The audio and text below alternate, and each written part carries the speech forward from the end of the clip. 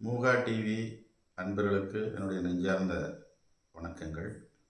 இன்றைய தினம் கணவன் மனைவி உறவில் அன்பை வளர்ப்பது எப்படி, அங்கு ஏற்படுகின்ற சிக்கல்கள், பிரச்சனைகளை தீர்ப்பது எப்படி என்பதை பற்றி விரிவாக சிந்திப்போம். நான் அடிக்கடி சொல்வதுண்டு, பிறந்த தேதியுடைய சூட்சமமும் பெயருடைய சூட்சமமும் அதே மாதிரி பெண்ணினுடைய பெயருடைய சூட்சமமும் பிறந்ததின் சூட்சமும் ஒன்றாக இணைய வேண்டும். 10 பொருத்தங்கள் பார்த்து திருமணம் செய்தோம், ஆனால் உறவில் ஒரு நிம்மதியில்லாத சூழ்நிலை ஏற்படுகின்றது என்று நாம் அடிக்கடி செய்தித்தாள்களிலும் காணொலியிலும் காண்கின்றோம். இதற்கு என்ன காரணம்? பல கோயில்களுக்கு சென்று பரிகாரம் செய்தோம், பலனில்லை. வம்பு, வழக்கு, கோர்ட் என்று பல திசைகளில் நிம்மதின்ற ஒரு வாழ்க்கையை நாம் கேள்விப்பட்டிருக்கிறோம். இதற்கு என்ன காரணம் என்றால், நான் அடிக்கடி ஆய்வு செய்த வகையில் 10 பொருத்தங்கள் உண்மைதான். அதே நேரத்தில் பிறந்த தேதி, பிறவி எண், விதியன், கணவன் மனைவி இருவருக்கும் ஒத்த அதிர்வில் இருக்க வேண்டும். உதாரணத்திற்கு 6ஆம் எண் பிறந்த ஒரு ஆணிற்கும் 3ஆம் தேதி பிறந்த ஒரு பெண்ணிற்கும் திருமண பொருத்தம் பார்த்து செய்திருப்பார்கள். இது உண்மையிலேயே ஒரு துரதிர்ஷ்டமான ஒரு விஷயம். என்னவென்றால், இருவருக்கும் ஒத்துப்போகாது. அசுரகுரு தேவகுரு இணைவதுதான் இதற்கு காரணம். அப்போ தேதிகளிலும் ஒத்துழைத்து சூட்சும எண்ணங்களில் ஒத்துழைக்காவிடில் அங்கும் பிரச்சனைகள் ஏற்படும். கூட்டு குடும்பங்களில் நாம் அடிக்கடி இந்த பிரச்சனைகளை பார்க்கின்றோம். தனிப்பட்ட வகையில் தனிக்குடைத்தனம் சென்றும் அங்கு பலவிதமான பிரச்சனைகளை சந்திக்கிறார்கள். இதற்கு தீர்வு எண்கணித முறையில் அருமையான விஷயங்கள் நிறையாக இருக்கின்றன. எண்கணிதத்தில் இதனுடைய தெளிவை நுட்பமாக ஆய்ந்து அதற்குரிய கற்களை அணிந்து நான் சொல்லுகின்ற அந்த தெய்வத்தின் சந்நிதியில் சரணடைந்தோமானால் நிச்சயமாக அந்த வாழ்வில் ஒரு ஒளிமயமான ஒரு ஒற்றுமை ஏற்படும். அதற்கு ஒரு முக்கியமான ஒரு காரணம், பெயரை பொருத்தம் பார்க்க வேண்டும். அந்த பெயர் ராசி, பெயர் பொருத்தம் சமீபத்தில் யாருமே பார்ப்பதில்லை. 10 பொருத்தங்கள் இருக்கின்றன. ஒரு எழுதிய முகூர்த்த தேதியில் திருமணம் செய்து விடுகிறார்கள். அன்றைய தினம் தேதியை மறந்து விடுகிறார்கள். காரணம், இப்பொழுது கூட்டி வருகின்ற பொழுது 2, 7, 5, 4 இது மாதிரி தேதிகளில் திருமணம் செய்யக்கூடாது. 5ஆம் எண் நல்லது என்று சொல்வார்கள். கண்டிப்பாக திருமண தேதியை தவிர்க்க வேண்டும். குழந்தை பாக்கியத்திற்கு இது ஒரு எதிரடியான விஷயம். மற்றும் வேதாரண்யம் என்று ஒரு புண்ணிய ஸ்தலம் உண்டு.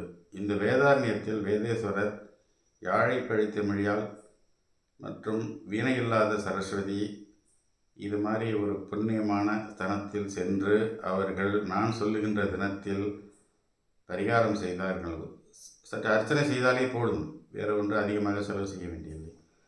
அந்த மாதிரி இதை ஃபாலோ பண்ண செய்ய வேண்டும். இதற்கு முக்கியமாக ஆன்ம ரீதியில் மன ஒற்றுமை ஏற்படுத்த வீட்டில் உள்ள பெரியவர்களும் அனுசரித்து நடந்து அது அவர்களுக்கு ஒரு வழிகாட்டுதலாக இருக்க வேண்டும். மற்றபடி வள்ளல் பெருமான் கூறுகையில், கணவன் மனைவி ஒற்றுமையை சைவ விஷயத்தில் கொண்டு வருகின்றார்கள், இருக்கட்டும். அதே நேரத்தில் வாரத்தில் ஒரு 3 நாட்களாவது சைவமாக இருந்து நான் சொல்கின்ற பரிகார ஸ்தலத்துக்கு சென்று வழிபட்டால் அங்கு குடும்பத்தில் ஒற்றுமை நிலவும். தனிக்குடித்தனத்தில் நிறைய இப்போ விரும்பி திருமணம் செய்து கொள்கிறார்கள்.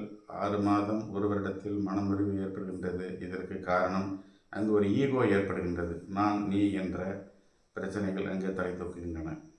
சம்பாதிப்பதிலிருந்து பண விஷயங்களிலிருந்து இங்கு தான் ஆரம்பிக்கும். மற்றபடி திருமண தடையும் இதில் அடங்கியிருக்கின்றது. நாள் குறிப்பது என்பது மிக முக்கியமான விஷயம். தேதி குறிப்பது என்பது மிக மிக முக்கியமான விஷயம்.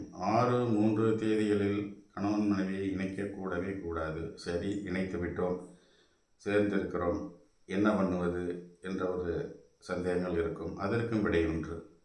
நான் பெயரில் சில மாற்றங்கள் செய்து அதை எழுதி வருகின்ற பொழுது அந்த குட் வைப்ரேஷன் அங்கு கிடைக்கும்.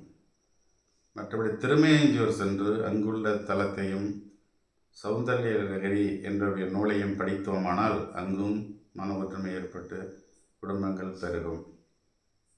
இந்த மாதிரி கோர்ட்டு கேஸு என்று அலைந்தவர்கள் கூட திரும்பி அவர்கள் அருமையாக குடும்பம் நடத்துவதை நாம் பார்க்கலாம். மற்றபடி குடும்பத்தில் உள்ள பெரியவர்களின் மதிப்பு இன்மை என்பது ஒரு சாதாரணமாக ஆகிவிட்டது.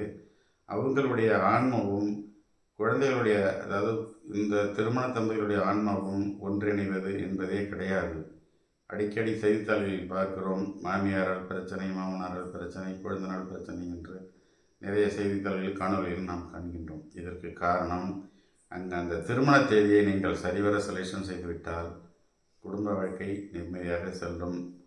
அதே மாதிரி சில நேரங்களில் 6-3 இணைவுகளில் குழந்தை பாக்கியத்தை கூட தடுத்து விடுகின்றது. அதை மீறி குழந்தை பாக்கியம் இருந்தால் கூட அந்த குழந்தை எதிர்காலத்தில் சரிவர ஒரு வளர்ச்சியை பெறுவதில்லை.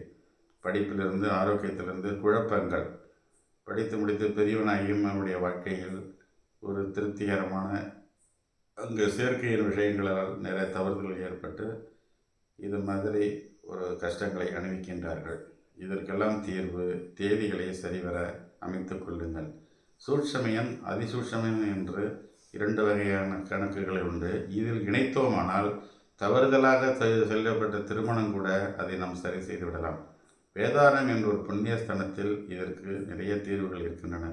யாழை பிழைத்தமிழியால், படிப்புக்கே என்ற ஒரு அம்பாள் அவங்க, யாழை பிழைத்தமிழியால் சரஸ்வதி, வீணையில்லாத சரஸ்வதி, தெற்கு நோக்கிய துர்க்கை அம்பாள், வன்னிமரம், இது மாதிரி அற்புதமான விஷயங்கள்லாம் அங்கே இருக்கின்றது.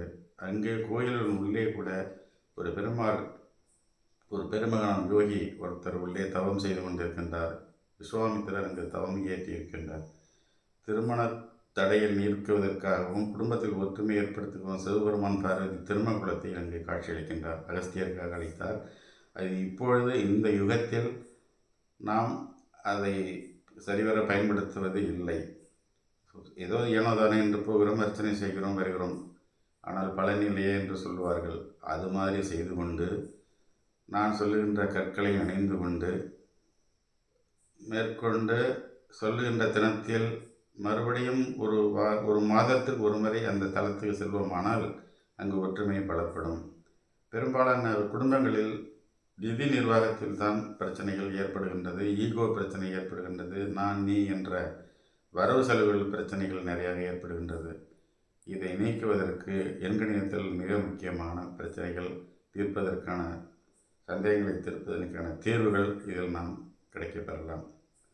மற்றபடி 6ஆம் எண், இப்பொழுது 6ஆம் எண் குறிப்பாக ஏன் என்று சொல்கிறேன் என்றால், அசுர குரு 6ஆம் எண் பச்சை நிறத்தை தான் அவர்கள் அணிய வேண்டும். 3ஆம் எண் பெண் அப்படின்னு என்று வைத்துக்கொண்டு போது அவர்களுக்கு மஞ்சள் நிறத்தை தான் அணிய வேண்டும். இவர்களுக்குள் 6ஆம் எண்காரர்களுக்கு மஞ்சள் நிறமும் 3ஆம் எண்காரர்களுக்கு பச்சை நிறமும் அந்த திருமண தம்பதிகள் நன்று மணவரையில் இருந்தவர்களானால் நிச்சயமாக எதிர்காலத்தில் அதன் தொடர்ச்சியாக பிரச்சனைகள் வருவதை நாம் கண்கூடாக காணலாம். நீங்கள் அடையாளத்திற்கு திருமண இது மாதிரி சம்பவங்கள் ஏற்படும் சந்தித்தவர்கள் அவர்களுடைய திருமண அமைப்பை ஏற்படுத்துகின்ற அந்த காலகட்டத்தில் நாம் பார்த்தோமானால் நிச்சயமாக நான் சொல்வது அங்கு புலப்படும். ஆகையினால் திருமண தேதி, திருமணத்திற்கான நாள், அன்றைய தினம் மணவரையில் பெண் பயன்படுத்தக்கூடிய உடைகளின் நிறம், இவைகள் அனைத்தையும் நாம் முக்கியத்துவம் எடுத்துக்கொள்ள வேண்டும். சௌந்தரிய லகரி என்றொரு நூல் உண்டு. அதை படித்து அதை ஆன்ம ரீதியில் வாசித்து அதனுடைய தத்துவத்தை புரிந்து கணவன் மனைவி இருவரும் ஒற்றுமையை பலப்படுத்துகின்ற ஒரு அற்புதமான நூல். வேதாரண்யம் பகுதியில் இந்த இவ்விதமான சூழ்நிலைகளில் சந்தித்து அந்த என்னை சந்திக்கின்ற அவர்கள் சந்தித்தாலும் கூட நான் இன்னும் விரிவாக அதனுடைய பலாபலன்களை உங்களுக்கு நான் ஆலோசனை சொல்வேன். மேற்கொண்டு சந்தேகங்களுக்கும் தீர்வுகளுக்கும் என்னை அணுக வேண்டிய முகவரி கீழே கொடுத்திருக்கின்றது. அந்த எண்ணை தொடர்பு கொண்டு நீங்கள் மேலும் சந்தேகங்களை தெளிவு செய்து ஆலோசனை பெற்று பயனடைய என்னுடைய அன்பான வணக்கங்கள்.